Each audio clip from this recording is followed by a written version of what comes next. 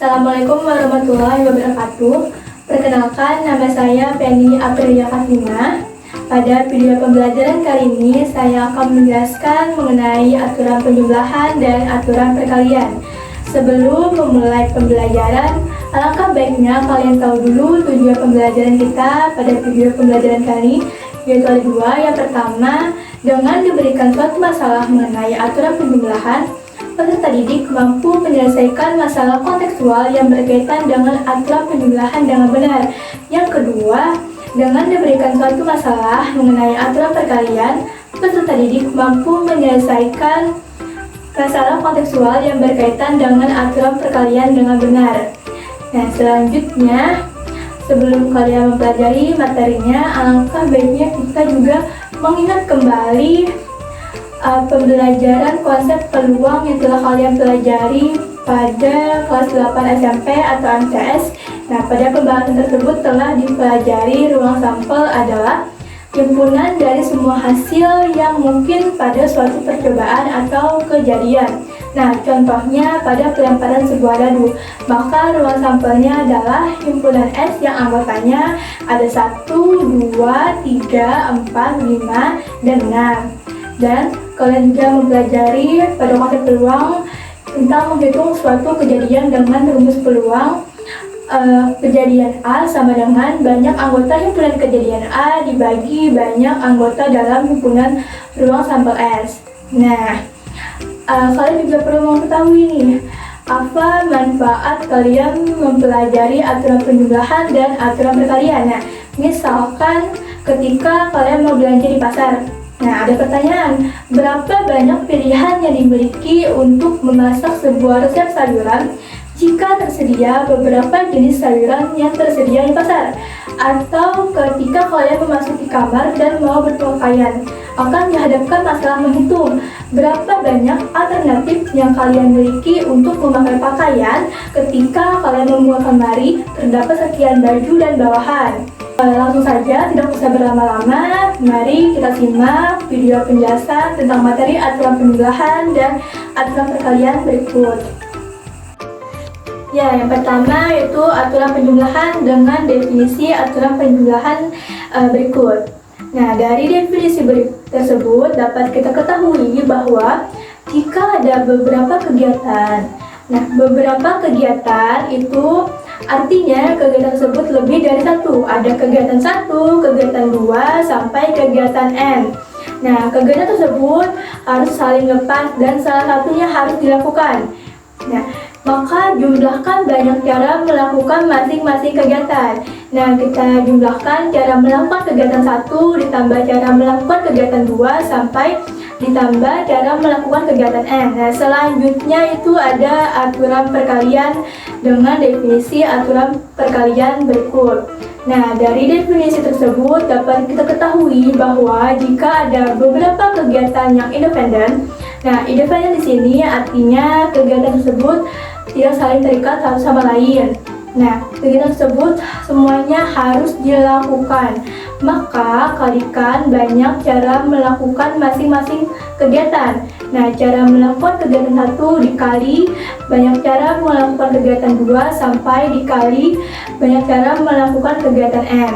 Nah, selain dari definisi tersebut, kalian juga dapat membedakan kapan kalian menggunakan aturan penjumlahan dan kapan kalian menggunakan aturan perkalian dengan melihat kata kunci bagaimana cara tokoh utama melakukan yang ingin dilakukannya. Nah, jika jawaban dari kata kunci tersebut terdapat kata penghubung untuk memilih, nah contohnya kata atau, ataupun, maupun, dan seterusnya, maka gunakan aturan penjumlahan. Nah, sedangkan untuk aturan perkalian, kata hubungnya kata hubung biasa ya, contohnya seperti kata dan, serta, juga, dan seterusnya. Dan juga kata penghubung mengurutkan. Nah, contohnya kata lalu, kemudian, selanjutnya. Nah, maka gunakan aturan perkalian.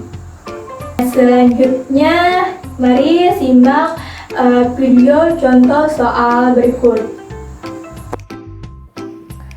Contoh soal yang pertama.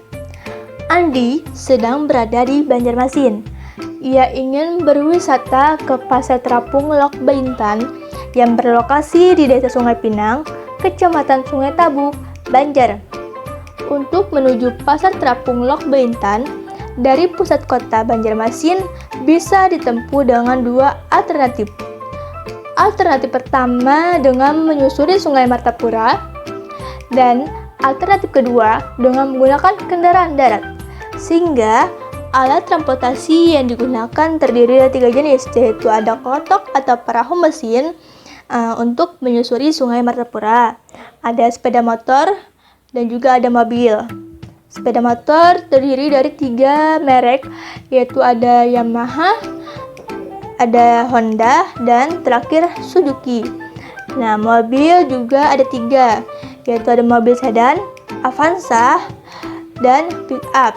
Nah, pertanyaannya, berapa banyak cara berangkat dari pusat kota ke Pasar Terapung Lok Baintan? Penyelesaian diketahui kegiatan 1 sama dengan 1. Nah, 1 ini yaitu adalah klotok. Nah, A2 sama dengan 3.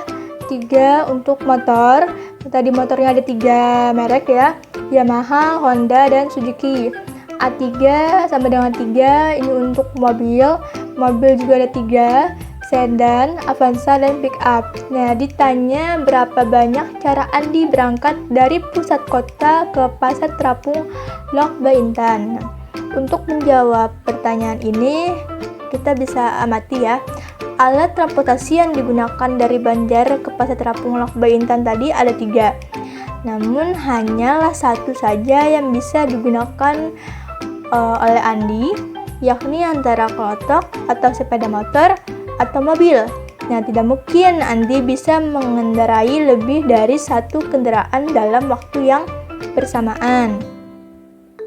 Sehingga kita bisa lihat dari definisi yang sudah dijelaskan tadi, bahwa kalau hanya ada 1 kegiatan saja dari beberapa kegiatan, maka kita dapat menggunakan aturan penjumlahan. Nah, sehingga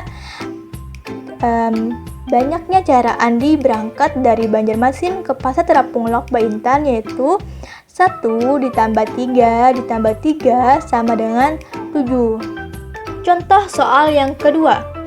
Laras ingin pergi ke suatu warung untuk sarapan pagi. Warung tersebut menyediakan 3 menu makanan yang berbeda, yaitu ada lontong orari, ada nasi kuning, dan soto Banjar. Selain itu, warung tersebut juga menyediakan 2 menu minuman yang berbeda, yaitu ada teh hangat dan teh es. Nah, makanan dan minuman tersebut disediakan sebagai paket menu.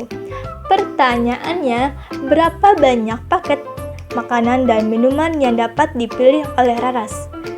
Penyelesaiannya kita tulis yang diketahui. A1 atau banyak cara memilih makanan ada 3, yaitu ada lontong orari, nasi kuning, dan soto Banjar.